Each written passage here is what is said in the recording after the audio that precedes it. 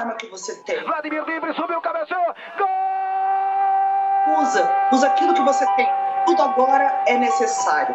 Tudo agora é bem-vindo. Tudo agora é preciso para combater isso, porque a gente já não aguenta mais.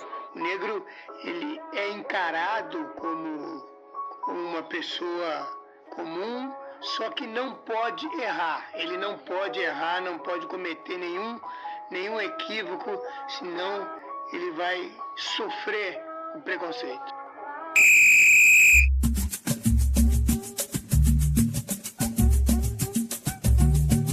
Fala galera, começando aqui o segundo episódio do Griotimão.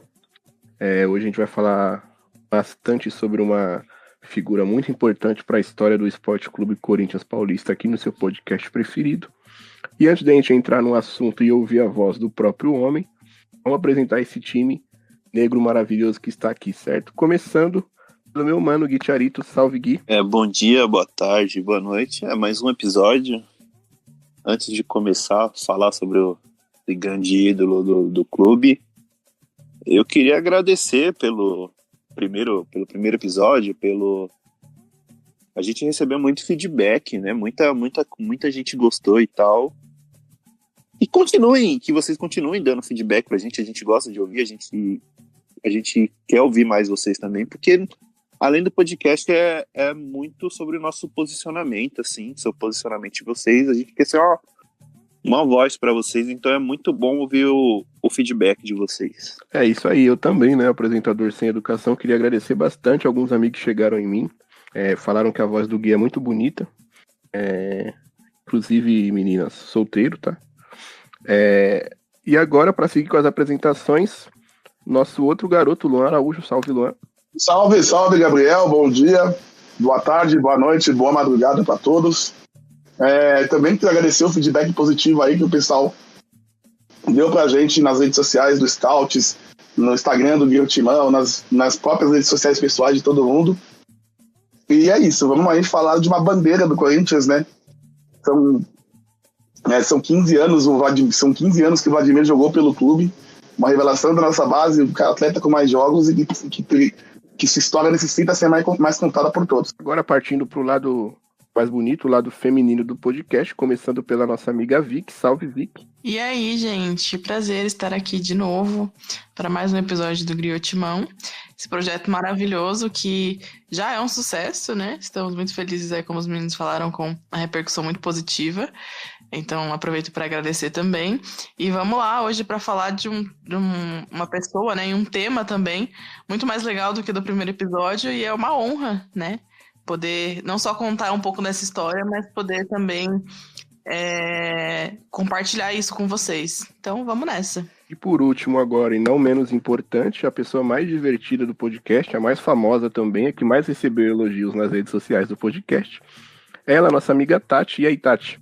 Isso é minha novidade, viu? Ninguém me falou isso, eu fiquei sabendo agora. Eu acho que eles estão inventando, porque não tinha nada de bom pra falar de mim. Mas é isso, galera. Tô aqui de novo pra falar sobre o Vladimir. E agora que eu estou descobrindo que o Vladimir jogou pelo Cruzeiro, gente. Eu tô realmente em choque, porque pra mim ele tinha jogado eternamente no Corinthians. Eu fiquei em choque quando eu descobri que quando apareceu uma foto dele com a camisa do Santos, assim. E lá pro final da carreira, jogou no Santo André também. Caraca! Não, eu vi aqui Ponte Preta e Santos, eu falei, velho, não é possível não, gente. Ai, gente, apaga isso, vamos apagar isso, fingir que não aconteceu. Sim. Eu vou colocar aqui, Vladimir eternamente do Coringão, que não tem... O único alvinegro é o Corinthians. Não tem outro. É sobre isso, nada mais. Eu tenho simplesmente uma fábrica de panos pra passar pro Vladimir. Eu acho que todos nós temos, isso, né? Sem dúvida, né? Então é isso, a gente já foi introduzindo o assunto. Hoje a gente vai falar do Vladimir, né? O senhor Vladimir Rodrigues dos Santos, que hoje tem 66 anos, nasceu no dia 29.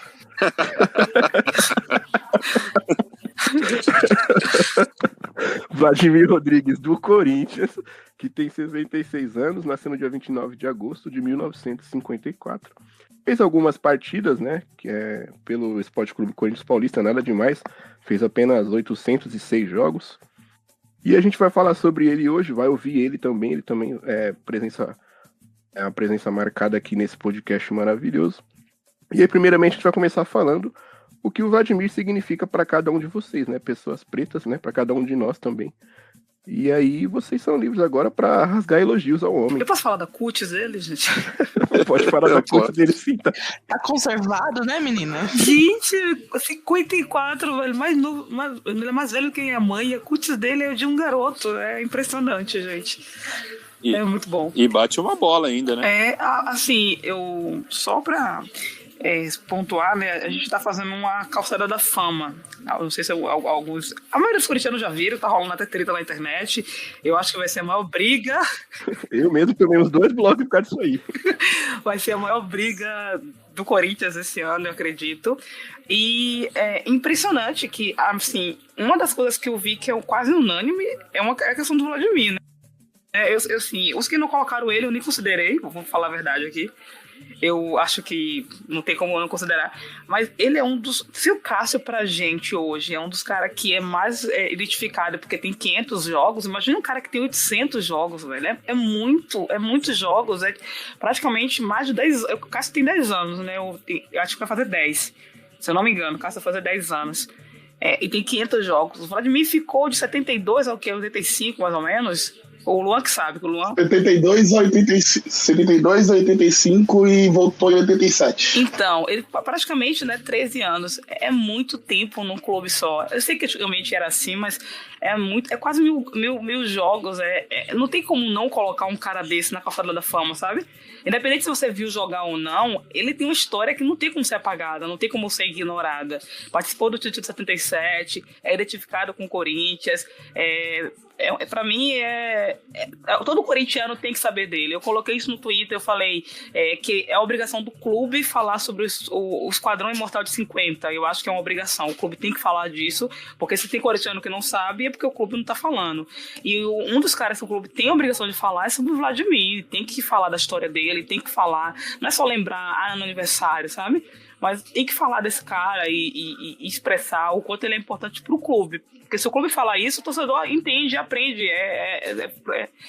Meio que aprende como admirar seus ídolos, né? A gente precisa aprender. Eu acho que é bem esse ponto mesmo, de falar mais do Vladimir, porque, lógico, o Vladimir, por exemplo, ele teve uma importância muito grande, a gente vai falar, claro, da democracia corintiana. Mas o Vladimir não foi só esse período, esse recorte de período de tempo que foi no início dos anos 80 no clube. O Vladimir foi o cara que, jovem, com 20 anos, ele estava jogando a final de 74, que o Corinthians perdeu pro Palmeiras.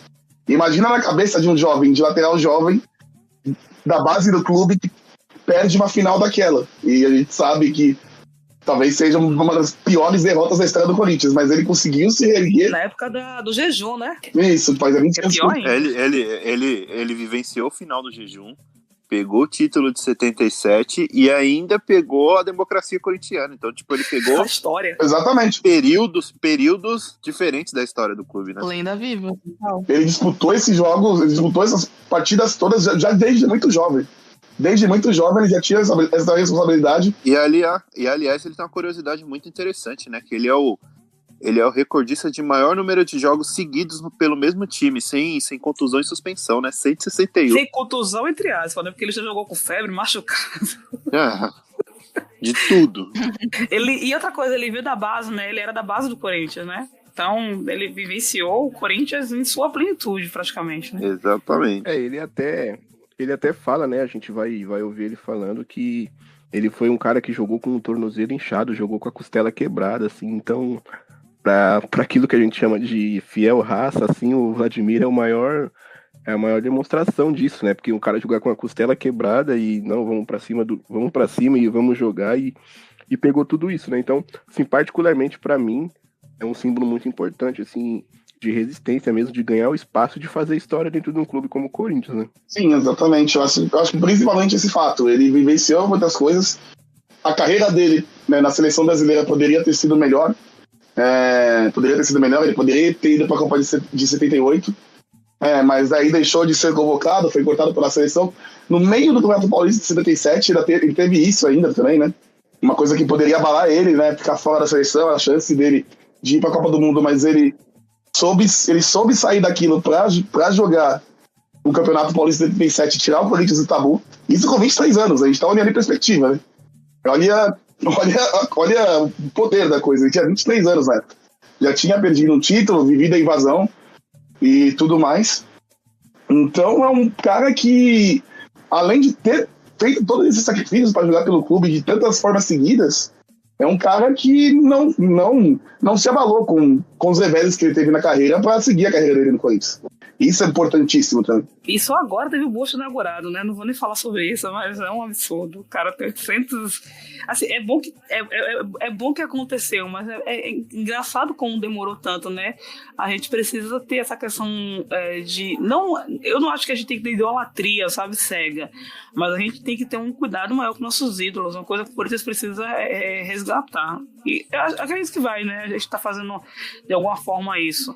Mas eu espero que no resgate a gente não traga os ídolos de 2012 e esqueça dos ídolos do passado. Concordo total, Tati. Eu acho que o Vladimir, até pensando nessa questão do Corinthians valorizar mais os ídolos, eu acho que ele deveria ser mais usado como símbolo, justamente por ele ter muito do que a torcida enxerga como a pureza do Corinthians, a essência do Corinthians, e por ele ser realmente o estereótipo, né, não digo fisicamente, mas pensando de forma subjetiva, o estereótipo do que é o Corinthians, do que é o corintianismo, né?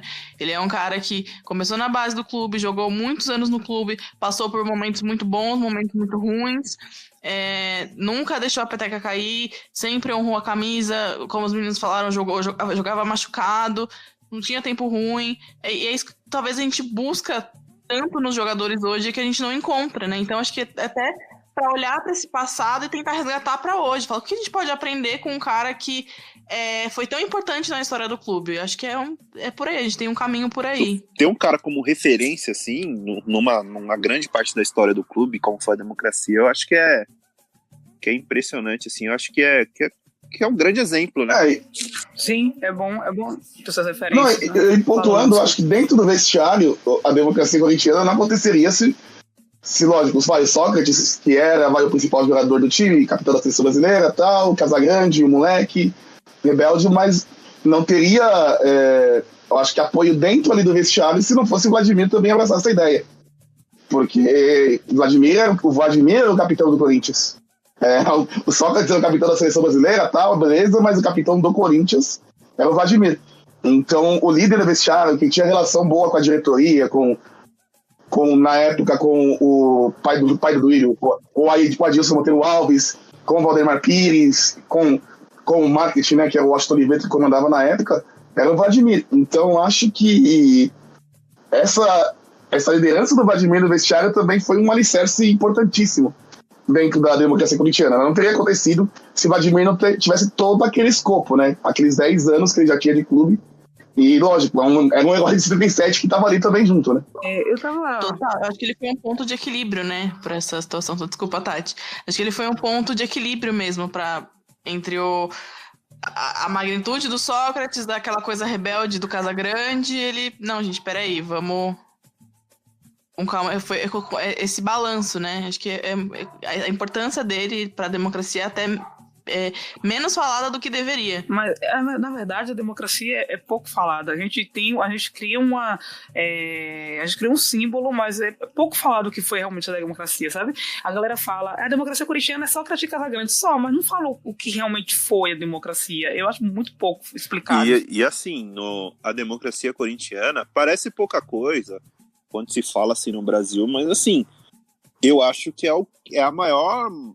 Eu vou falar marca, que eu não consegui achar outra expressão, mas tipo, lá fora do país, assim, é um dos grandes efeitos assim, do futebol, né? Uma das grandes histórias do futebol é a democracia. O Corinthians, ele fora do país, ele é muito conhecido principalmente pelo Sócrates, mas pelo Vladimir, pelo Casagrande. Então, a democracia corintiana assim como eu vou citar o Santos de novo, sobre ter parado uma guerra, a democracia corintiana é uma das grandes coisas que aconteceram no futebol, assim, também, né, da história. Eu vou corrigir uma parada, porque eu não me conformo que o Santos parou. Pra mim, quem parou foi o Pelé. Eu acho que o Santos sozinho não pararia e o Pelé em qualquer time pararia, sabe? Tenho essa convicção, mas ok, não vou falar mal do Santos, não. É o Santos do Vladimir. Não, o Vladimir do Corinthians. Eu tava fazendo aqui uma conta bem rápida, bem rapidinha, né? O Vladimir jogou praticamente 14 anos no Corinthians, né? Eu não sei exatamente quando eu não vou saber exatamente quando, semestre, etc. Mas foi praticamente 14 anos. 14 anos daria mais ou menos 58 dias, 58 jogos durante o ano. Ele teria que ser praticamente, absolutamente titular do time, sabe? Pra jogar constantemente. Eu fico imaginando quantos cartões ele recebeu na carreira, quantas vezes ele ficou de fora por lesão. É muita abnegação, entende?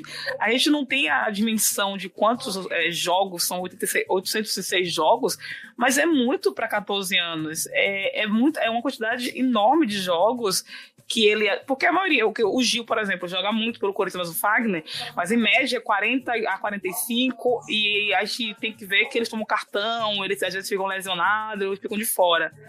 Mas ele jogou praticamente 58 jogos por ano. É muito, comparado que a gente não tinha muitos campeonatos, né? Como hoje tem mais, eu acho que tem mais campeonatos. Dá pra gente falar que é praticamente número de goleiro, né? Porque se você for pegar os outros times, os caras que mais vestiram a camisa dos times são goleiros. É o Ceni no São Paulo, o Fábio no Cruzeiro, outros diversos goleiros. Se eu não me engano, o Darley é o que mais vestiu a camisa do Grêmio, não tenho certeza disso, mas muito dos times, o cara que mais vestiu a camisa costuma ser o goleiro. Acho que só pra corrigir, o que mais vestiu a camisa do Grêmio é o Tarcísio, o Flecha Negra, que morreu recentemente. É um ponta-direita, que era vereador em Porto Alegre até. Caraca, esse menino não é normal não, esse Lookpad aí. Sério. É Lookpad, eu já falei. Mas é isso, ele tem 806 jogos, uma quantidade enorme. Isso tem que ser uma coisa... por exemplo, quando o Cássio fez 500 jogos, o Corinthians deveria falar, sabe quem tem mais? É o Vladimir, para a galera saber quem é, porque quando a galera vê o Cássio com 500, a galera acha absurdo, mas aí você olha o Vladimir e fala, velho, não tem como o Cássio chegar nele. O Cássio teria que jogar mais uns 10 anos para chegar no Vladimir, sabe? Não tem como chegar, é um número que eu acho que ninguém vai bater mais, eu tenho essa impressão, ninguém bate mais o Vladimir. Você acha que alguém baixa? Eu acho que não. Eu acho muito difícil. Dificilmente. Ainda mais no futebol de hoje. Acho que o Cássio chega perto, mas não chega a bater. Cara, eu acho que o Cássio chega no máximo 600, bicho. Não consigo achar que o Cássio vai chegar até... Será? Eu não acho que o Cássio chega até 700. Eu acho que mais. Mais de 600, acho que mais. Eu acho que o Cássio chega a passar o Ronaldo. O Ronaldo, acho que ele passa como goleiro. Chega a passar o Ronaldo, eu acho. Ronaldo tem 600... Ronaldo 601. 601. Ele virou a marca dele, eu acho que é o gol. Eu acho assim, sobre o número só do Vladimir, obviamente que é um absurdo, e aí a gente citamos o Cássio, que tipo, o Cássio tem hoje 538 jogos, o segundo colocado é o Luizinho com 606, e o terceiro é o Ronaldo com 601, então assim, o Cássio certamente ele vai ficar em segundo, né? Bem, possivelmente. E é um ponto que... Peraí, quem é o segundo? Tem quanto segundo? Só faltam, deixa eu ver, 28 jogos só pra ele encostar no Luizinho. É o Luizinho, 606. O Luizinho, com 606. O Vladimir tá tipo, velho, ninguém me alcança. Eu tô na história forever. Não tem como alcançar, gente. É um ponto até interessante que, em primeiro lugar, os 3 primeiros são 3 jogadores da base do clube, né? O Vladimir, o Luizinho e o Ronaldo. Mas um ponto até falou do Ronaldo, a gente não sabe... Não era pública a informação que o Vladimir tinha o número maior de jogos do Corinthians até 1997. Que foi quando o Ronaldo atingiu o número de 600 jogos, e aí começaram a pegar placas como se ele fosse o cara com mais jogos. Aí o Celso Zelt, que é jornalista, professor da Casper Libero e tudo mais, ele fez o levantamento e falou, não é o Ronaldo, acho que a gente achou o Vladimir, na época tinha 803 jogos, depois acharam mais 3 jogos, para finalizar esse número. Mas para você ver como a história do Vladimir era tão apagada que nem um levantamento na época tinha sido feito. Caraca, absurdo. Esse é um ponto bem assim, né? O Celso Zelt é Mano, eu sou apaixonado por esse cara, tipo, eu acho ele muito absurdo de foda, sabe muito de Corinthians.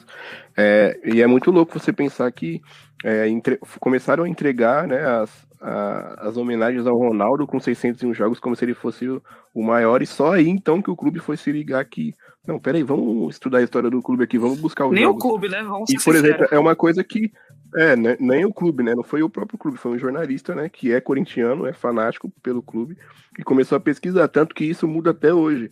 Eu lembro que há um tempo atrás o Corinthians estava para fazer um gol comemorativo, não sei se era um gol de número 10 mil, alguma coisa assim. E aí, foi do Ralf? Fagner. O 12 mil, né? Eu acho que é o 12 mil. Foi do Ralf. E aí, tipo, por exemplo, faltavam 3 gols, aí o Celso Unzetti foi descobrir um outro jogo que o Corinthians fez um gol, e aí só faltava mais 2. Aí acabou que foi o Ralf que fez o gol.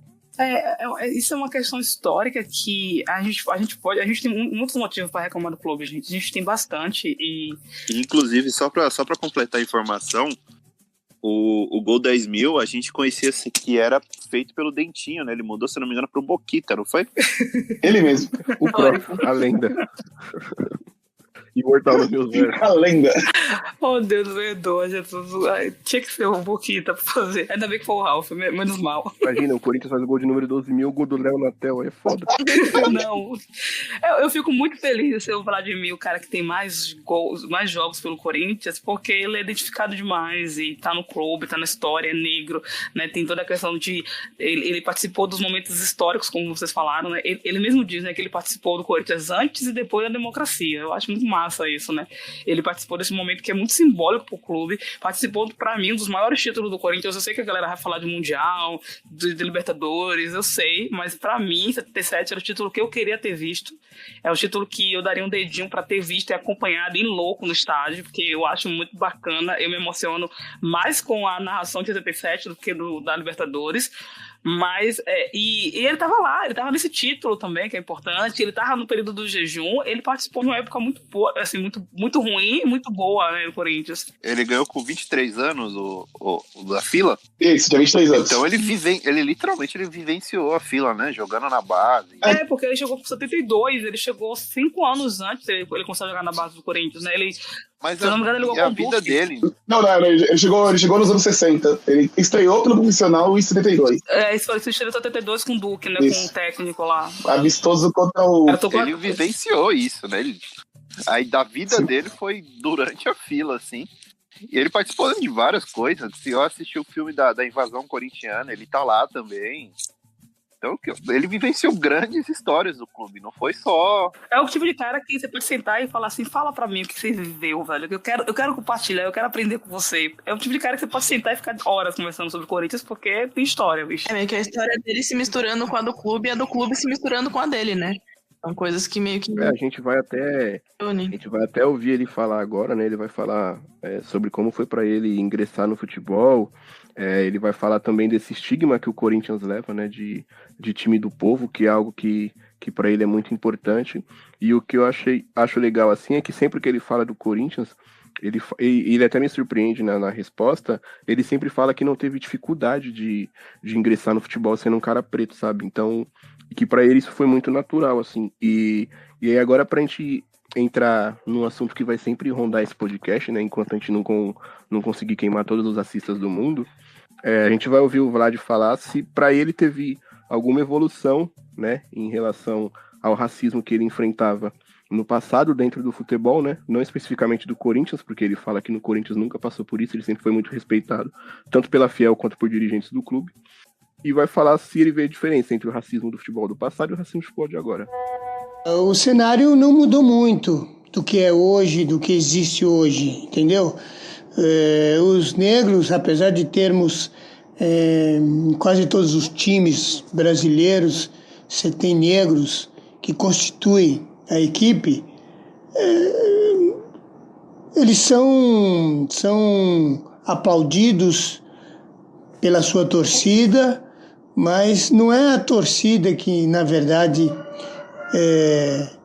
demonstra preconceito contra os negros. Sim, são cidadãos comuns que infelizmente acabam segregando a comunidade negra. Então, eu acho que não tem distinção. O futebol, ele é óbvio, ele acaba aglutinando diversas raças, diversas etnias, mas negro aqui no Brasil sofre preconceito, sim, não tenha dúvida. Ou seja, zero evolução na sociedade do futebol. Não, total, né? Porque se a gente for olhar, né, não é nem que não mudou nada, a sociedade regrediu nos últimos anos. Por tudo que aconteceu no país, essas coisas todas no mundo, a sociedade regrediu e os racistas até começaram a sair da toca com mais vigor, né? Com mais força, né? Porque antes era só aquele racismo estrutural que a gente tanto conhece nas nossas vidas. O próprio Vladimir deve ter sofrido com isso também durante a carreira dele. Disse que não no Corinthians, mas sim no futebol. Talvez a carreira dele na seleção brasileira fosse outra, se ele tivesse outra cor e de repente sei lá o quê. Mas é triste, muito... não é nem triste, é muito revoltante que a gente não consegue nem sair dessa coisa, dessa verdadeira roda gigante que é o racismo no Brasil. Eu tenho uma questão assim, eu tenho uma dúvida sobre a questão do negro, né, no futebol. Eu sei que o Vasco foi um dos primeiros clubes que liberaram negros, é isso? Não podia jogar, tipo, era proibido jogar, não pode, porque eu sei da história do Fluminense que colocava um pó branco, né, que aí... Era o pó de arroz. De arroz, né? Mas é porque eles faziam isso porque era proibido o negro entrar no futebol ou porque, tipo, eu não quero que a galera saiba que a gente tem negros. Como é que funcionava? Alguém vai me explicar? Porque eu fico, era algo... Era proibido, as federações proibiam. E era algo muito ligado ao elitismo e tal. Porque o futebol era aquilo, né? Tanto quando você vê aquelas imagens, sei lá, tipo, o Pacaembu lotado, por exemplo. E aí você vê no comecinho, assim, da chegada do futebol, dos clubes, você vê o Pacaembu lotado, é sempre aquela galera de terno, chapéu. Então o futebol era um negócio muito elitizado, né? Então o negro ele não podia simplesmente praticar o esporte no qual ele é o doutrinador e melhor. Porque, na verdade, assim, agora que eu tô aqui pensando, foi logo depois, na época da libertação dos escravos no Brasil, né? Foi em 1888, mais ou menos, confere? O futebol surge logo depois. Muito, tipo, 30 anos, né, depois, então cara... Até menos. O primeiro campeonato aqui foi em 1902, então 14 anos antes. Porque eu vejo muita gente falar do São Paulo e do Vasco que tinha, né? Eu já vi falar também da Ponte Preta. Eu não sei se... A Ponte Preta foi o primeiro clube. Então. Na verdade, o Bangu, antes da Ponte Preta e do Vasco, foi o primeiro que efetivamente teve jogadores negros jogando. Aí depois a Ponte Preta também. E aí o Vasco liderou a briga realmente na linha de frente para poder bater de frente com a Federação Carioca, que o Fluminense e o Flamengo eram contra, e aí o Vasco fez a carta, que é, enfim, bem famosa até, pedindo a liberação dos jogadores. Eu acho, uma das coisas que eu acho mais bonita do Vasco, né? Eu sei que não é todo torcedor, mas eu acho muito bonita a forma que eles batem no peito para falar sobre isso, né? Eles cantam, né? Eles cantam Camisas Negras, né? Que é um canto que eles têm no... E pra mim isso arrepia, né? Pra mim isso arrepia demais, bicho.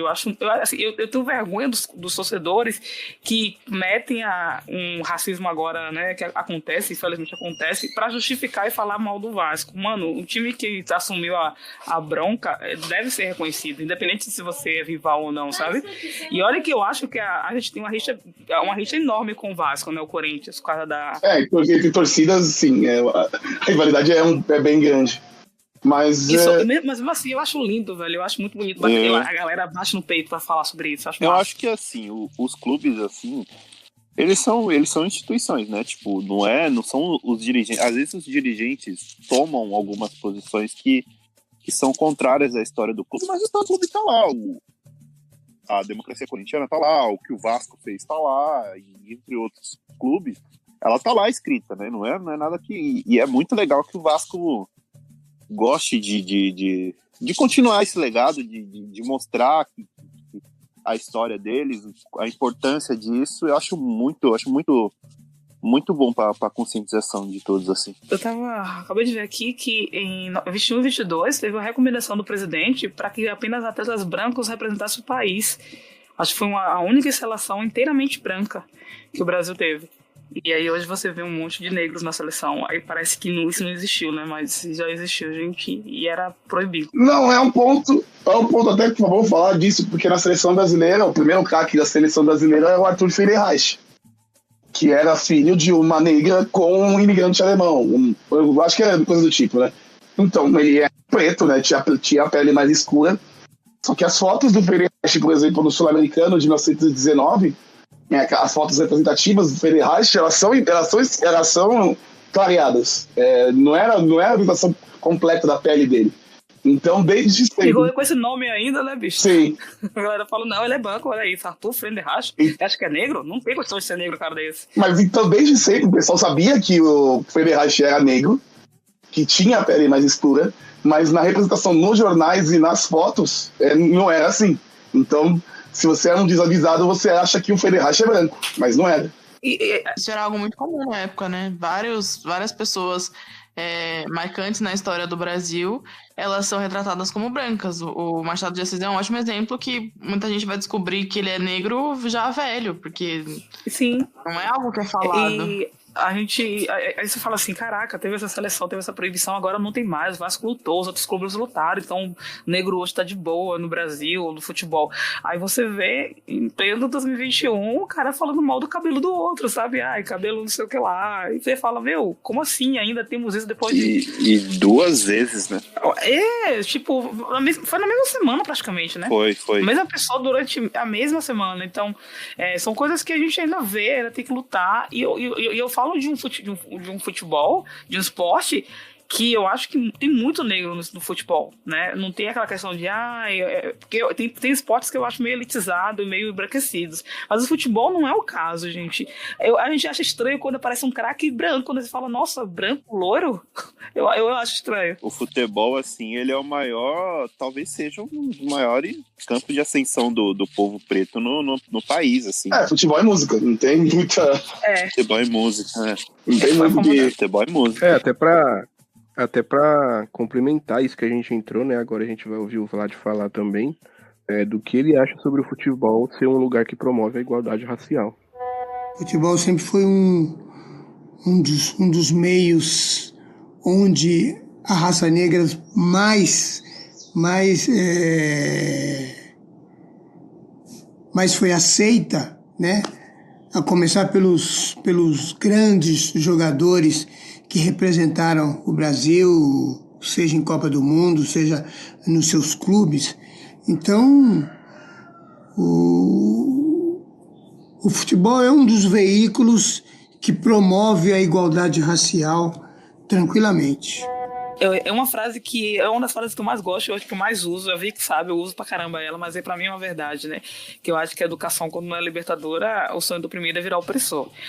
O esporte é um lugar realmente de inclusão social, tem mais, da questão de trazer negro pra ascensão, mas o esporte não é libertador. Né? O esporte ele não dá educação libertadora para essa garotada. Você vê um ou outro garoto que tem uma questão social, mas a maioria não é.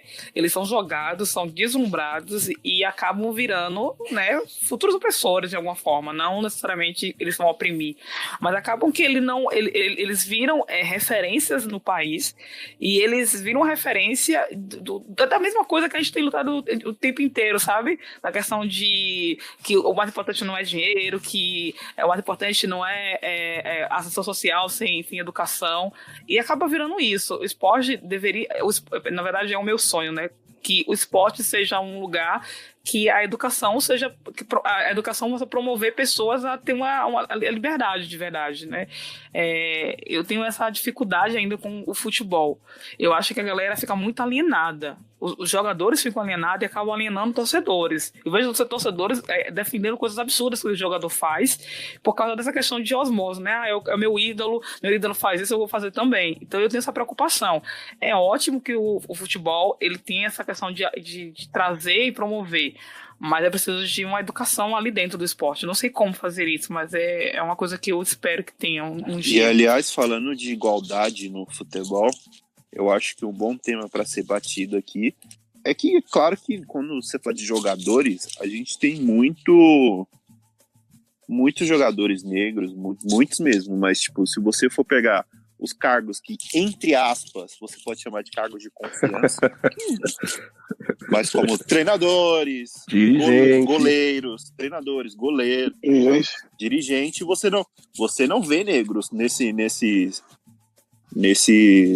Existe até a história do Edilson Capetinha, uma vez reproduziu uma fala dessa falando que não confiava em goleiro negro por causa da história do Barbosa. Então você vê poucos goleiros negros. Você vê a história do Jefferson, né, que reclama do espaço que teve na seleção, que não teve tanto espaço na seleção. Então, nesses casos, assim, a gente vê como o esporte, o mesmo esporte que ajuda na ascensão do povo preto, ele também, em alguns casos, você vê muito pouco, né? Não, exatamente, eu acho que tomara que um dia ele ouça esse podcast, tomara que um dia chegue aos ouvidos dele. O professor Silvio Almeida, por exemplo, que hoje é um grande professor, grande referência mesmo nossa, ele tem como filho, ele é filho do Barbosinha, né, ex-goleiro do Corinthians na década de 60. E essa estigmatização do goleiro negro acompanhou até o pai dele, porque desde que o Corinthians perdeu o jogo pro Palmeiras em 67, eu acho, onde ele tomou 2 gols de falta, ele entrou em desgraça, mas entrou em desgraça muito rápido. Ele entrou em desgraça muito rapidamente. E se você for comparar, lógico, com outro goleiro monstruoso da história do Corinthians, que é o Gilmar, que era branco, sei lá o que, depois foi campeão do mundo pela seleção, e multicampeão também pelo Corinthians, o Gilmar falhou num jogo, tomou 7 gols da Portuguesa, mas conseguiu se recuperar. E o Barbosinha nunca teve essa chance, o pai do Silvio Almeida. Então, pra você ver como é cruel, né? O negro não pode falhar. O negro não pode falhar nunca. A falha do negro é a sentença de morte pra ele.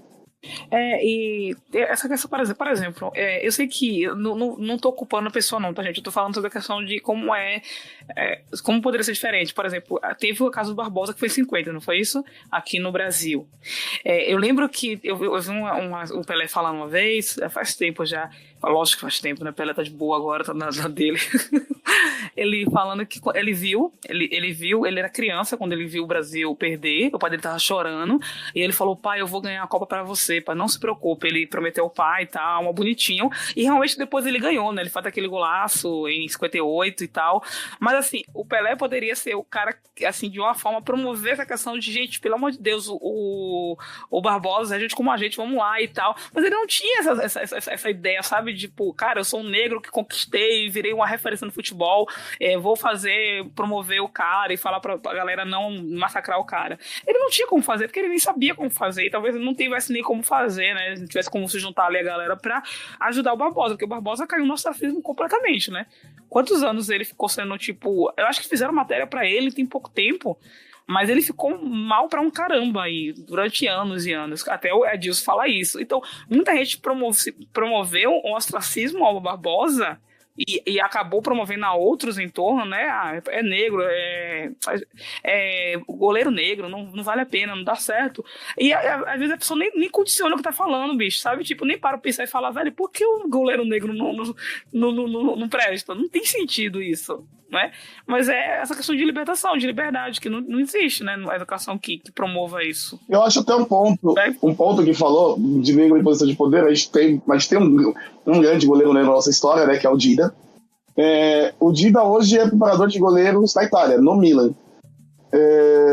Ele não poderia, de repente, ser preparador de goleiros num time no Brasil, como o Corinthians, o Cruzeiro, o Vitória, que são os 3 times que formaram ele, que não é que formaram, né? Ele foi formado no Vitória. Mas quando ele jogou, ele fez uma carreira. Por que ele precisou ir para a Itália para fazer isso?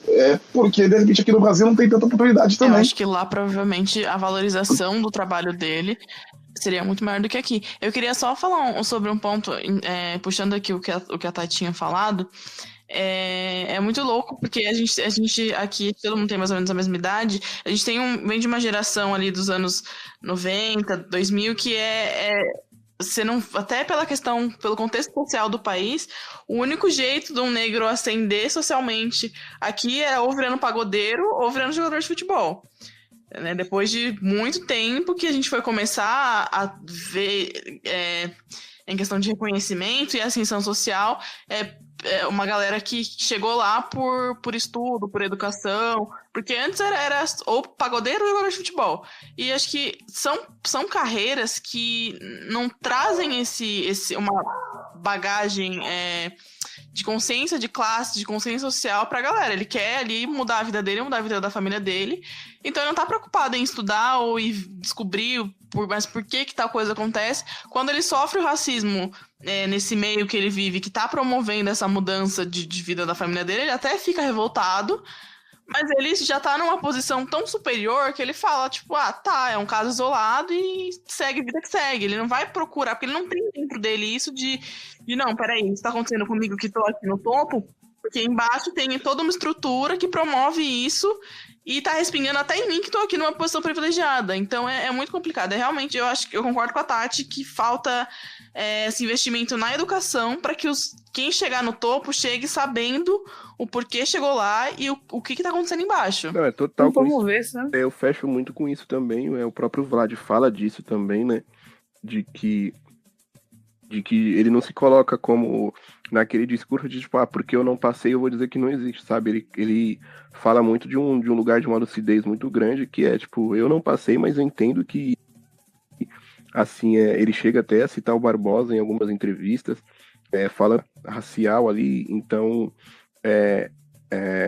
mesmo nesses lugares assim, a gente não vê as pessoas pretas ocupando lugares de poder, tipo, como treinador, por exemplo, quando a gente teve o Roger Machado há 2 anos atrás, se eu não me engano, quando ele estava no Bahia, ele falou sobre, ele faz a questão, ele pergunta para um jornalista por que não tem tantos técnicos pretos no Brasil, sendo que 54% da população é preta ou parda, e aí o jornalista não sabe responder, e aí virou aquilo, né, tipo, todo mundo fala, mas isso é mimimi, é só você ser capaz, quando a gente sabe que na verdade não é assim que as coisas funcionam, né? Não, eu acho esse papo muito bizarro, né? É fácil ter oportunidade, aí fulano teve. E a galera pega um exemplo que é uma exceção pra falar sobre a regra, sabe? Olha aí, ó, tem um técnico negro sim, quem é? O Cristóvão Borges, tipo, e o resto? Eu fico meio puto quando eu vejo esse tipo, quando sai uma reportagem de alguém que se ferrou muito pra conseguir o que conseguiu, aí a pessoa simplesmente fala, tá vendo aquele cara? Você tem que fazer igual ele, tipo, você tem que se fuder. Você tem que se fuder igual ele pra conseguir. Enquanto o filho do. Enquanto pra chegar no mesmo lugar que o filho do cara branco e rico chegou sem fazer muito esforço. Você tem que se fuder igual ele. Você tem que se fuder igual ele. Vira Tolkien, né? Então é complicado. Quer ver uma coisa que eu fico muito feliz, assim, vendo? É o carinha do coordenador do Filho de Maria. É o Lázaro. Que é coordenador do Cefut, Fernando, é o Lázaro. Tipo, parece pouco, mas a gente tá chegando, sabe? Eu acho muito legal, porque parece que só tem branquinho engomado que estudou na Casper Libero, consegue essas paradas, mas tem muita gente boa, velho, tem muito negro competente. E outra coisa, se errar, acontece, paciência, vamos lá, vamos acertar. Eu acho, por exemplo, a gente fala do Vladimir, 806 jogos, ele era respeitado pra um caramba, etc. Mas ele já jogou machucado, jogou com febre, jogou com o pé, né, com costela quebrada, eu fico imaginando, ele se dedicou muito para ser respeitado. Às vezes você olha que tem gente que não precisa fazer nada disso para ser, entende? Lógico que ele não sofreu racismo, eu fico muito feliz que ele não sofreu, mas quantas pessoas sofreram racismo nos outros clubes pelo Brasil e tiveram que fazer muito mais do que um branco, sendo que o branco, tipo, não quero treinar e acabou, e paciência. Ou você tem que ser muito acima da média como o Neymar, como o Romário para ser respeitado, entende? Não deveria ser assim, lógico que a gente não deveria passar pano pra ninguém, errou, tem que consertar, mas é a benevolência que se tem pra aceitar, por exemplo, uma princesa do tráfico e achar que, nossa, a gatinha do tráfico né? A gatinha do crack, né? A gatinha da Cracolândia. Da Cracolândia. E nunca vai se chamar de traficante na vida. Aliás, pontuar. Antes do Luan pontuar, para chegar um pouco no ponto da Tati, até com base em análise de jogador, né? Você vê jogadores muito talentosos, com muito talento, sendo resumidos a simplesmente o físico dele, né? A força física, e não é. Eu já cansei de ver comentários, eu acompanho muito a carreira do Pogba, por exemplo, comentários sobre ele ser muito forte fisicamente, e o cara é tipo tecnicamente talentoso, assim, sobre corte de cabelo de jogador, assim, que muda o corte de cabelo, e tipo, o Griezmann, por exemplo, muda toda hora e ninguém fala. Acontece. Ninguém fala. Mano, e outra coisa também que falam muito, que é um ponto que a gente pode pontuar, é a questão de bebida, né? Quando é negro, é cachaceiro e safado. Quando é branco, tá de boa. O tempo inteiro, nossa, tá tranquilo. O cara trabalha pra isso. Teve uma época que o The Sun, ele fazia capas de jornal pra falar de tudo, de todas as coisas, tipo, não vou falar fúteis, vai, mas de todas as coisas que o Sterling comprava. Se o Sterling comprava um carro, era capa de jornal porque ele comprou um carro. Se o Sterling fazia isso, comprava uma casa em não sei aonde, era capa de jornal porque ele estava comprando não sei o que. Aconteceu muito com o Sterling isso. Tá boa? Porque eu sei que tem isso com agora. Assim, eu já falei aqui, rapidinho. Eu acompanho o carinha lá da Inglaterra só por causa das obras sociais dele. Eu nem sei onde ele joga. Não sei nem o que ele faz. Eu não sei nada dele. Na verdade, eu não acompanho nem futebol gringo. Isso aí é um defeito meu. Eu não gosto. Pra mim, a minha é futebol ruim. Então eu não assisto. Mas ele eu acompanho. Eu acompanho só a vida dele. Eu acompanho a vida dele porque eu acho muito bom o que ele faz. Eu acho ele um cara sensacional. E aí eu tava vendo a galera falando, o cara comprou uma casa, vocês estão falando como se ele tivesse feito, que ele tivesse roubado, o cara trabalha. Mano, mas a mídia tinha malhado ele. Como é que pode? Vai ter um trabalho social e tá comprando essa casa, essa mansão. E a galera falou, gente, mas o cara é rico, né? Por que você não... Ele pode ter dinheiro onde quiser, velho. Aí a galera criticando, o cara falou. Aí um cara falou, o cara até recebeu muita curtida, a galera falou, tá certo. Ele falou, cara, isso é racismo, porque um monte de jogador compra mais coisas piores do que ele, gasta com mulher o dia todo, aí vocês não falam nada. Aí um cara compra coisa pra mãe dele, vocês estão culpando o cara. Quer dizer, o cara, não basta ele jogar, ser da seleção, ele ser bom no que ele faz, não basta ele fazer trabalho social, ele não pode ser como um branco. Acho porque que é um absurdo. Tem uma história também. Lembram quando rolou a especulação do Balotelli no Flamengo? Que eu não lembro qual foi o comentarista da Fox que falou que ele teria que jogar castrado no... Acho que foi sua mãe, não? Sim. Não. Sim. E em comparação ao, por exemplo, vou comparar, por exemplo, ao Thiago Neves, né? Que no rebaixamento do Cruzeiro, tudo que aconteceu, o que aconteceu, e que não teve nem 10% não chegou ninguém chegar a falar pro cara que ele tinha que jogar castrado igual o Balotelli. O Balotelli sofreu muito com a imprensa, né? No geral, assim, foi bizarro. Exatamente. Era bizarro a perseguição que faziam com ele. Era uma perseguição absolutamente racista. Não, tem uma história boa, tipo, esse negócio de carro, de você não puder comprar as coisas, que eu acho que o Zé Roberto que fala. O Zé Roberto que jogou na Portuguesa, no Grêmio, no Palmeiras e outros 6 times do Bayern também.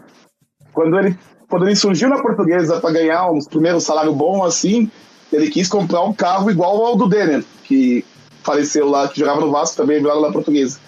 Que era um Eclipse, Mitsubishi Eclipse, branco assim. Aí ele chegou na quebrada dele com o carro dele, e a polícia pagou ele porque não acreditava que ele podia ter esse carro. E nem a polícia não sabia que ele jogava na Portuguesa, a polícia não sabia ainda nada, e ele acabou parado por causa disso. E aí ele fala que na época ele se obrigou a não andar com o carro dele no próprio bairro dele por causa disso, pra você ver a situação. Isso acontece, isso de abordagem policial, se você for pegar principalmente para quem acompanha o mundo do funk, do rap, e que os caras andam de carros pela periferia, e andam de carros importados pela periferia, que esses caras são parados, falam sobre abordagem policial e tudo isso, é absurdo, assim. E é uma coisa que a gente vê que não... que a gente pode ter todo o dinheiro do mundo que a gente vai continuar sofrendo, né? Porque a gente lê muito na internet que, tipo, mas uma coisa que me incomoda muito, só fazendo um paralelo para chegar onde eu quero chegar, é que pelo Neymar ter diversas coisas que eu vou tratar como polêmica e também como acusações de crime que ele tem, e eu não vou entrar nesse mérito, a internet meio que liberou o racismo com o Neymar, sabe? Então, tipo, o Neymar faz trança, a internet se sente no direito de zoar a trança do Neymar, mesmo sabendo que isso é racismo. Mas é o Neymar, aí você libera o racismo. Então é tipo...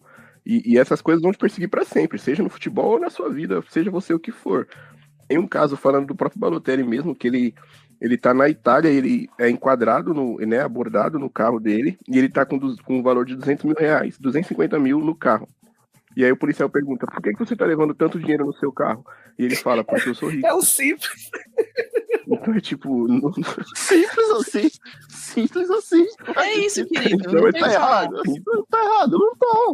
errado é o futebol que permite isso, mas ele vai ter que, se permite, tem que usar. Então, tipo, ele tem 250 mil e eu vou levar no meu carro e foda-se, irmão. Por que você tá levando? Porque eu tenho. Se você não tem, não pode levar, você não leva, parceiro. E é isso, tipo, o racismo ele vai perseguir a gente que é preto, independente da nossa classe social, independente se for milionário ou pobre. Obviamente você tá mais vulnerável se você é o Gabriel e mora no Capão Redondo do que se você é o Balotelli e mora num condomínio de luxo em Milão. Mas o racismo ele vai estar presente nas diversas facetas que ele tem, tá ligado? Este é um sentimento que absorve o pensamento do Brasil inteiro, principalmente dos brancos, né? Em relação aos negros. Então, portanto, eu não vejo nenhuma melhora, nenhuma evolução nesse sentido. O negro, ele é encarado como uma pessoa comum, só que não pode errar. Ele não pode errar, não pode cometer nenhum equívoco, senão ele vai sofrer o preconceito. Se vocês dois estiverem no mesmo lugar e não tiverem um carro, ele vai ser os dois a sofrer da mesma forma. É sobre isso. É sobre isso. Infelizmente, é uma realidade. Assim, a gente vai continuar lutando. É o que eu falei no primeiro, né? Eu não vejo isso melhorando com minhas filhas, com minhas netas. Eu acho que a gente vai demorar ainda, infelizmente. Eu acho que tem muita gente que aceita que um negro vença, mas daquele jeito lá, sabe, com o nariz torto, fala, cara, eu podia estar aí porque eu sou branco e ele é negro, porque ele tá, né? E o futebol permite isso. Por exemplo, tem muita gente que acha um absurdo jogador ganhar muito dinheiro. Eu acho absurdo ganhar muito dinheiro porque eu sou comunista, né?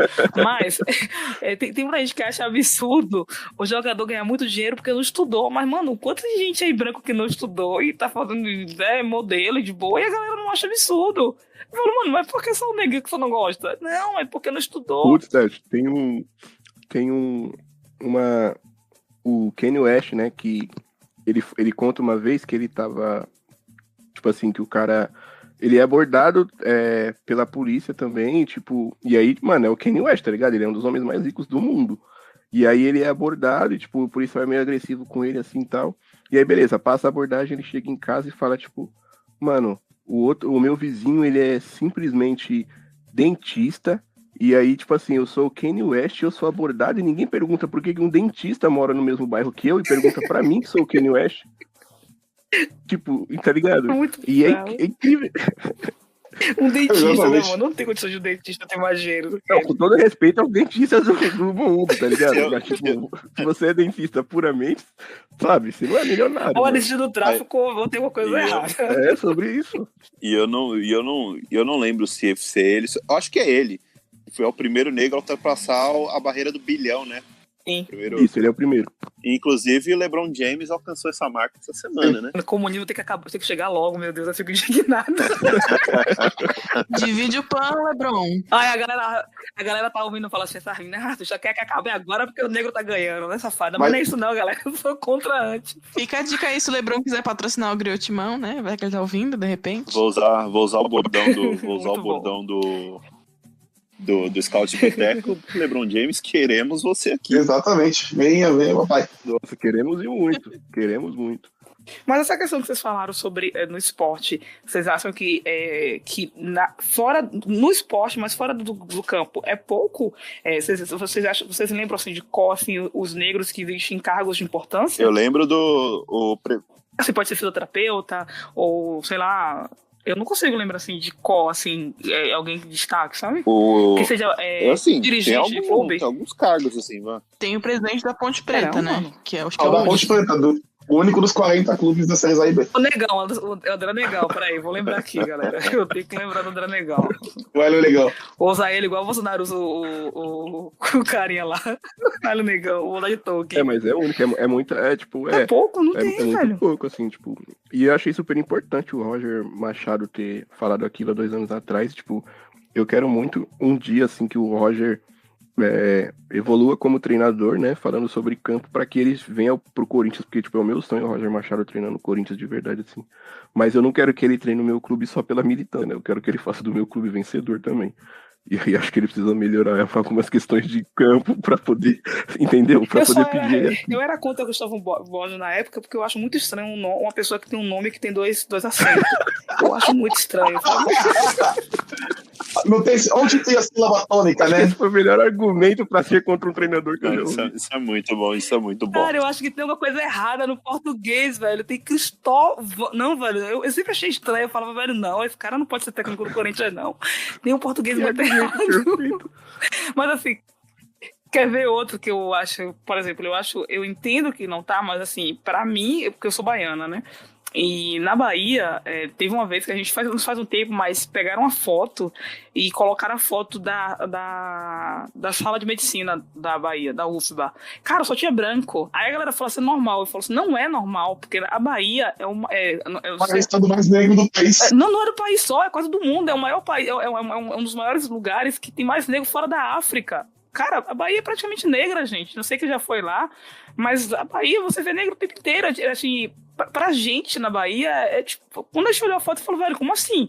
Não tem um negro, não passa negro. Não é uma faculdade católica, né? É a UFBA, é a faculdade pública da Bahia. E aí pegaram uma foto e colocaram dos garis. Só tinha negro. Eu falei, velho, é muito distante, tem uma coisa errada, a gente tem que rever isso. Pelo menos no meu estado tem que rever. Se vocês não ligam no estado de vocês, ok, mas aqui a gente tem que rever. E lá a militância negra lá na Bahia é muito forte, sabe? Meu cunhado, ele é um dos militantes negros, ele milita pra um caramba. Se você tá com ele vai falar disso. Sabe? Não interessa se você tá no bar ou se você tá conversando, alguma coisa, ele vai falar. Porque o negro tem que ter vez. Ele vai falar, né? É muito massa. É muito bom isso, né? Tipo, é importante mesmo ocupar os espaços e não só ocupar por ocupar os espaços, mas se fazer presente mesmo, né? É importante ter, gente. Não tem como. Aí você olha pro Francisco Bahia, ele é branco, ok, legal.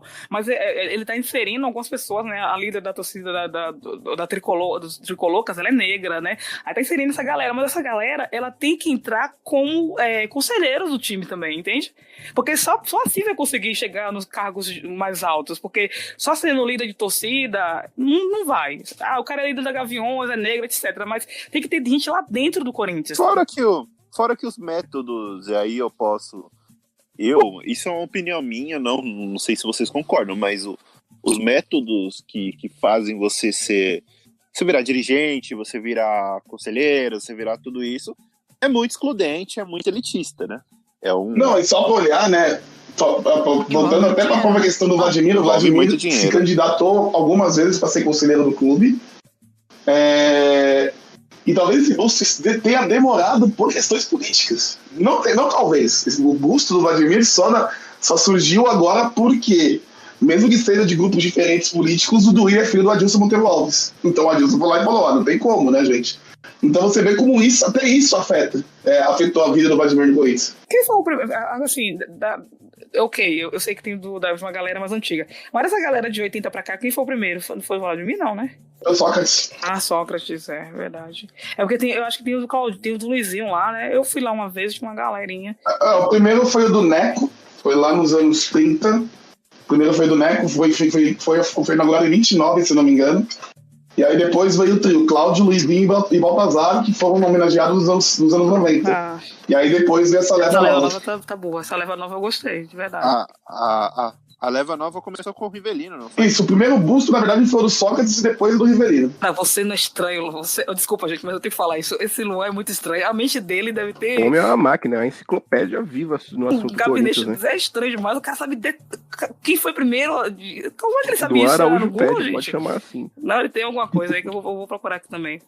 Chegar preparado agora aqui. Nossa, enciclopédia, o homem sabe e sabe. Mas é bom. Por exemplo, o Vladimir, ele tem o nome do Vladimir em alguma coisa do Corinthians? Como tem o do Ronaldo, do Neto? Não. E, aliás, na maluta minha, que o nome do CT da base, que vai estar para ser inaugurado, tem o nome do Vladimir. Vou entrar nessa luta com você, Ana. Vou entrar. Nada mais justo, né? Tem que ter. Aliás, se junto com esse podcast a gente conseguisse lançar a campanha oficialmente e conseguir esse engajamento, quem estiver ouvindo e quiser ajudar a gente, a gente pode falar até com o pessoal que cuida junto com a gente do Griotimão e Vamos. Eu acho muito bom, gente. É o que faz sentido, gente. Ele nasceu ele era da base do Corinthians. Ele é o cara que tem mais títulos, mais jogos pelo Corinthians, tem muito título pelo Corinthians. Foi da democracia corintiana. Qual é o melhor nome que ele, velho? Não tem como, né?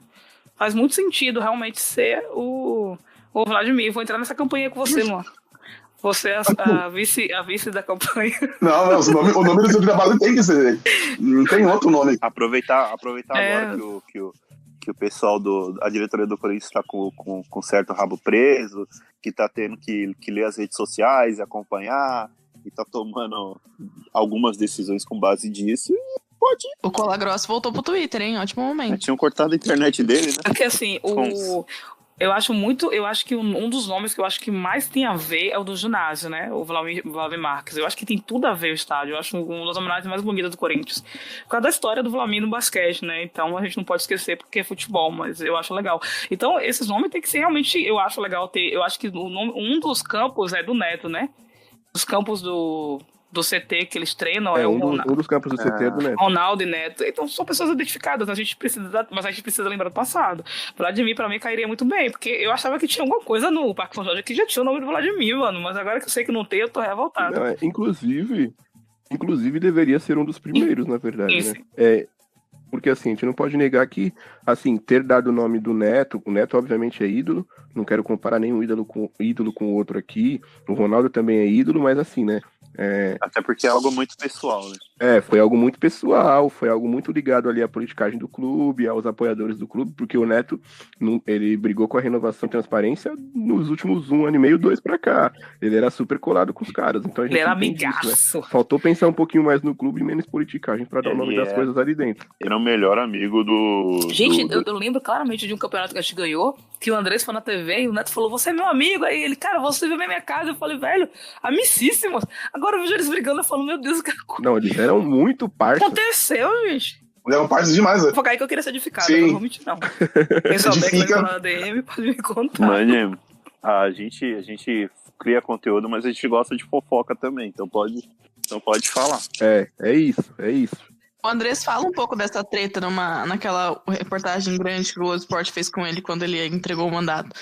De repente, lá pode ter alguma edificação boa. Provando que eu não li, né? Eles sempre deixam muito nas entrelinhas, sempre deixam muita coisa no ar e não falam nada. Exatamente. Mas não. O Andrés gosta de whisky, velho. Não, mas ali o Andrés falou bastante. Ele foi bem direto. Eu acho que foi alguma cocoisa mais séria. O que tá faltando ali é uma boa rodada de um bom uísque pra cada um, pra eles sentarem e se resolverem. O Andrés gosta de whisky, velho. Tá faltando uma rodadinha de... Espero que seja eles dois com o Lula e eu, não. pra gente saber das coisas que aconteceu. Eu, Lula, o Neto e o Andrés. Mano, eu faria questão de estar lá. Eu iria com 3 máscaras, mas eu estaria nesse conversa. Nesse dia. 2023 tá aí, hein, velho. Nesse dia o Corinthians zera todas as dívidas. Deu certeza. Mano, o Andrés e o Lula conversando, a gente paga o estádio. Ô, pai, meu sonho. Já tirei meu título. Mas é isso. O Lula postou 2 fotos de jaqueta do Corinthians. O Corinthians fez 3 contratações. Imagina o que acontece. Pô. Ai, meu Deus. Mas essa questão do Vladimir me chamou a atenção. Realmente eu não sabia. Fiquei chocada agora que saber que não tem nada dele. Mas assim, eu acho que uma coisa boa que o Griotimão pode fazer, até a gente, né, como pessoas individuais, pessoas nas contas pessoais, é falar sobre essas pessoas. Eu acho que eu até brinquei ontem, eu falei, gente, cada um vota quem quiser pra Calçada da Fama, realmente cada um, essa questão de ídolo, como você falou, é muito pessoal, né, muito subjetiva, porque pra mim Neto é ídolo, pra você não é, às vezes pra um Cássio é ídolo, pra outro não é, então não tem como a gente, como é que fala, equiparar, né, e fazer valer o que é melhor pra mim, tem que ser melhor pra todo mundo, mas independente da Calçada da Fama, esses nomes não podem ser esquecidos. Se o Vladimir não entrar, o Corinthians tem a obrigação de falar sobre ele, né, pra geração que vem. Esse negócio de ficar cobrando o torcedor de porque você não idolatra tal pessoa. Não, você tem que cobrar do clube. O clube, sim. Tipo, eu posso não gostar de tal ídolo do Corinthians. Você pode não gostar de tal ídolo. O clube não pode não gostar do cara. O clube, ele tem que se fazer presente, ele tem que homenagear. E diga-se, homenagear não é ficar dando cargo pra Sim.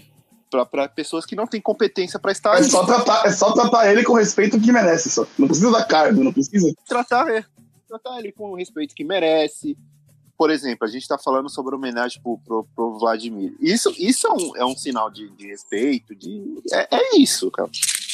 A gente sabe, pelas questões políticas, o Sócrates, como o Sócrates era brigado com essa diretoria e atual do Corinthians, fizeram poucas homenagens para ele em vida. Foram fazer depois de morto. Aliás, vão esperar o Vladimir morrer por causa de questões políticas? Não pode. Aliás, essa onda de, entre aspas, gratidão do Corinthians, assim, vem dessa época, vem de uma época onde muitos ídolos do Corinthians não podiam nem entrar no Parque São Jorge, não era isso? Exatamente.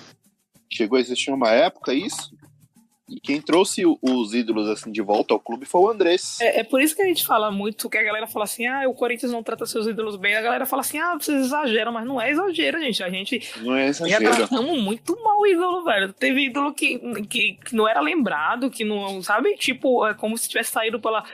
Assim, a galera fala muito hoje de Ricardinho e de Ricon, fala mal, mas, mano, pra mim, eles foram os maiores caras que eu vi jogar.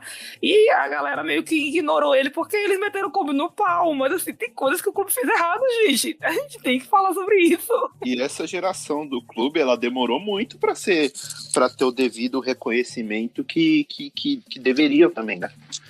Muito porque o clube tava brigado com a grande parte dos seus ídolos. Pagava o negócio direito. Até hoje, não paga direito. Desculpa, eu acho absurdo o salário. Mas se você combinou de pagar 300 mil, você tem que se virar pra pagar 300 mil, né? Se você resolveu entrar no capitalismo de vez, você vai ter que abraçar o capeta.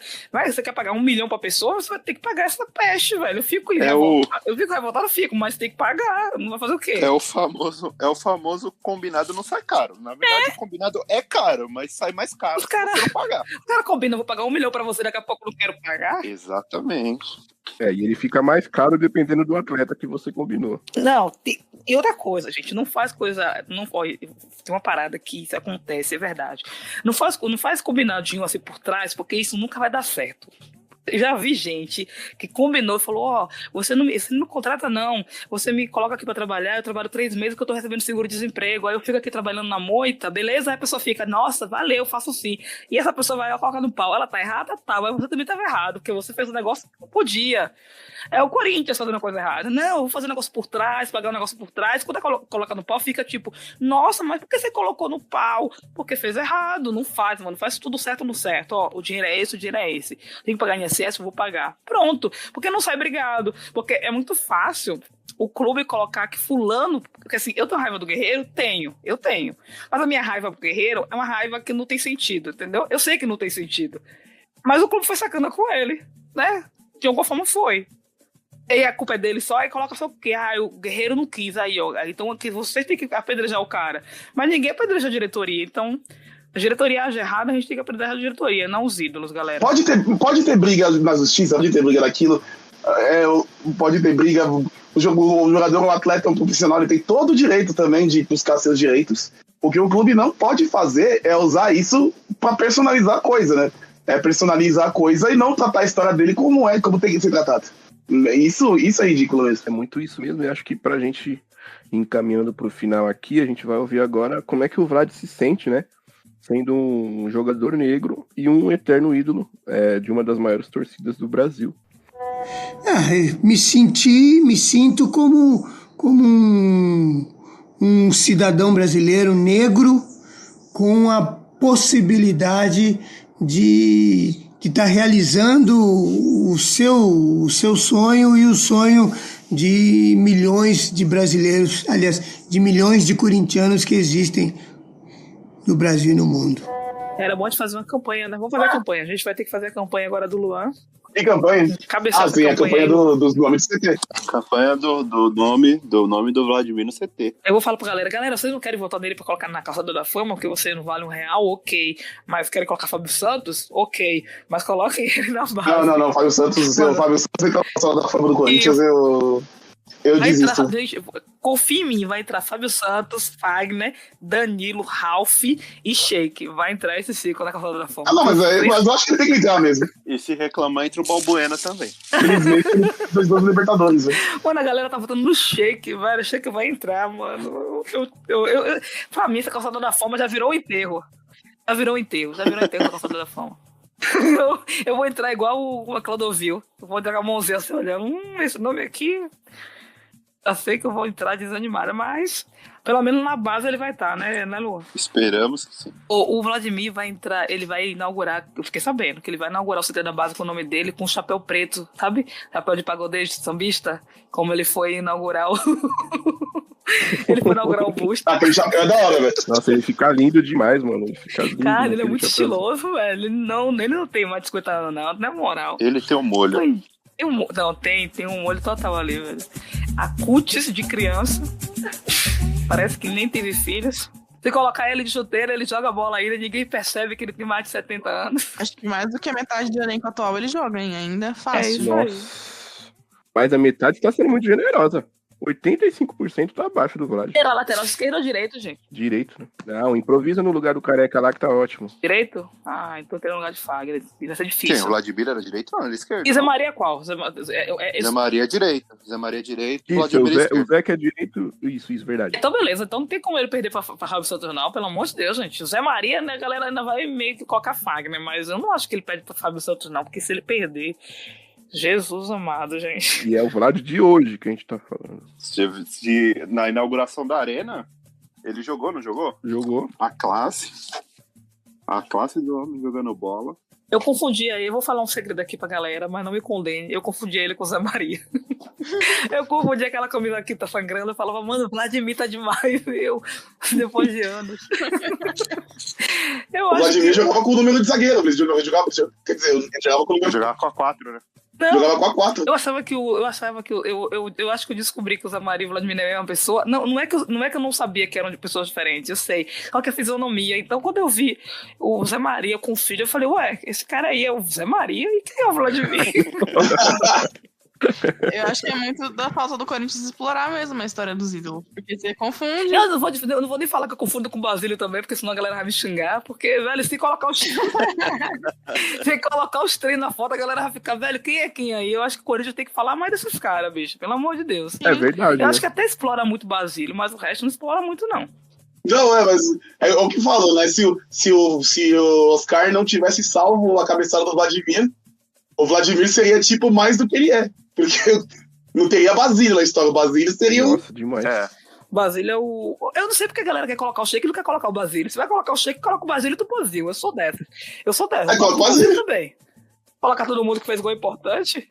É por causa de gol, O velho. Sheik é ídolo da geração 2012. E o resto, se pensar no contexto geral, tem que comer muito arroz e feijão. Mas o Sheik, quando dava as vagabundadas dele, nossa senhora, cara. A galera esquece disso aí, mano. A galera esquece que o Sheik fazia... Ele pegava cartão amarelo pra ficar no... O Sheik chegou de helicóptero no treino, gente.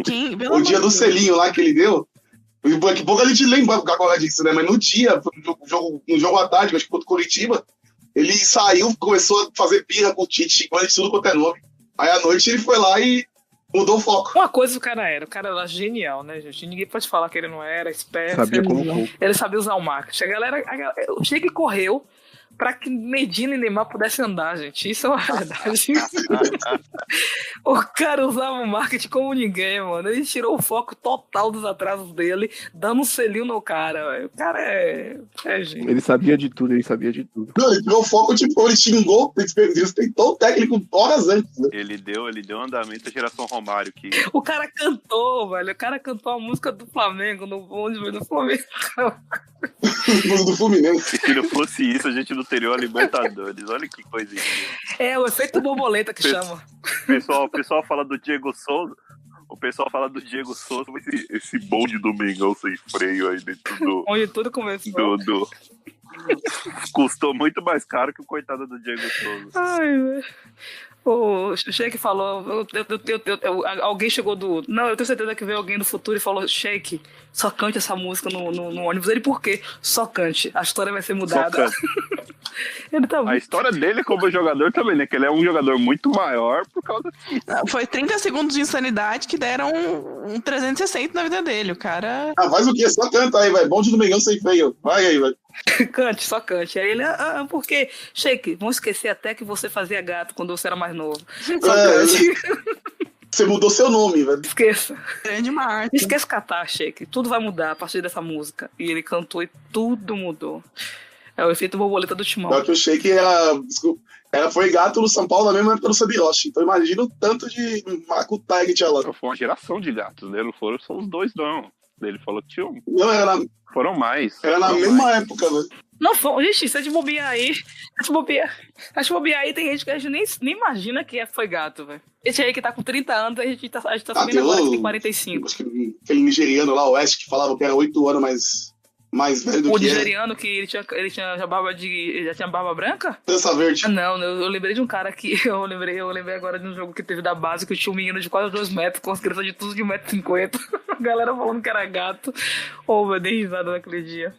Bom, gente, pra gente partir pro encerramento, então, desse baita segundo episódio, fica aqui o meu agradecimento ao Vlad. Primeiro por tudo que fez pelo Esporte Clube Corinthians Paulista, o que fez pelo povo preto também, é uma eterna inspiração pra gente. Agradecer às companheiras e os companheiros de podcast, fica aqui o meu abraço. E agora vocês mandam seus beijos, seus abraços, seus agradecimentos, os seus salves. E por mim é isso. Um beijo a todo mundo que tá ouvindo, obrigado pelos feedbacks e até a próxima. Eu faço das minhas palavras a do Gabriel, agradeço a todo mundo, obrigado pelo feedback e agradeço pela grande oportunidade de estar num podcast onde o Vladimir participou, né? Não diretamente na gravação, mas respondendo as perguntas com muita sabedoria. Valeu, galerinha. Estamos aí pra fazer essa campanha bonita pra o Vladimir aí colocar o nome dele na base. É isso, falou, galera.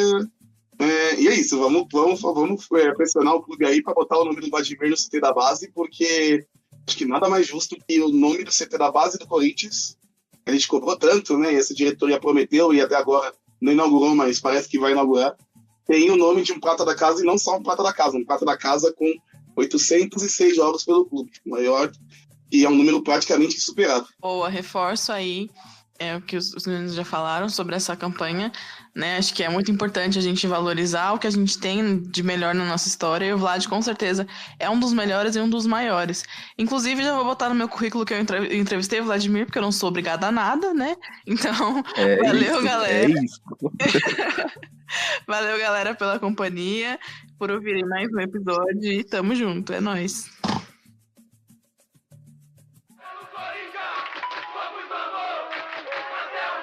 Qual é a arma que você tem? Vladimir livre, subiu, cabeceou.